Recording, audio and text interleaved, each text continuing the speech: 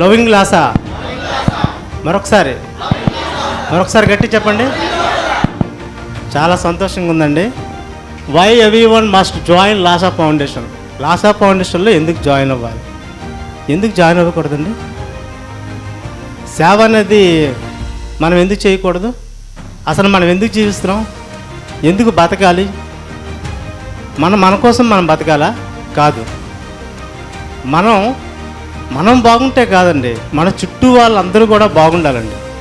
కనుక మనం కంపల్సరీగా కూడా ప్రతి ఒక్కరూ కూడా మంచిగా, ఆరోగ్యంగా, ప్రతి ఒక్కరూ కూడా మంచి సేవాభావంతో వాళ్ళు కూడా 10 మందికి సేవ చేసేలాగా బతకాలి అనుకుంటే ప్రతి ఒక్కరిని కూడా లాసా ఫౌండేషన్లో చేర్పించాలండి.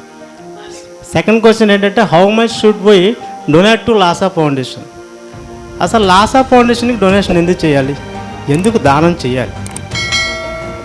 అసలు లాసా ఫౌండేషన్కి చాలామంది సేవా గుణంతో ఉంటారండి. ఎవరికి సేవ చేస్తారో ఎవరు సేవ చేయరో అనేది మనం అంత ఈజీగా పట్టడం చాలా కష్టం.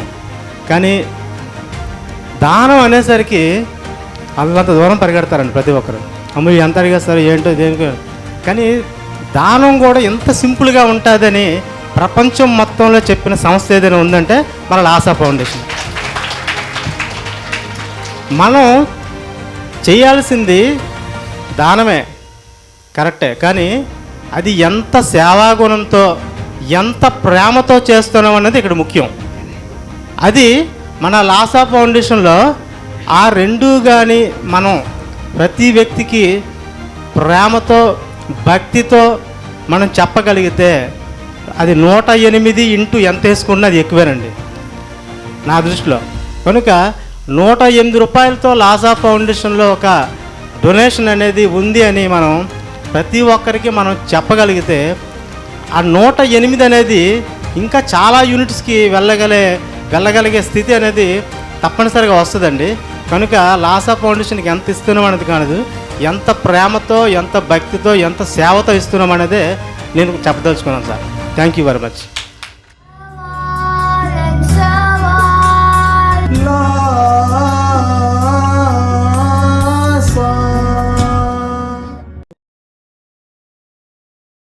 Like this video, share this video and subscribe to Lhasa Foundation YouTube channel and click on the bell icon for notifications.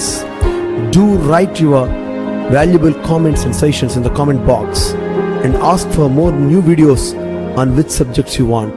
Support Lhasa Mission.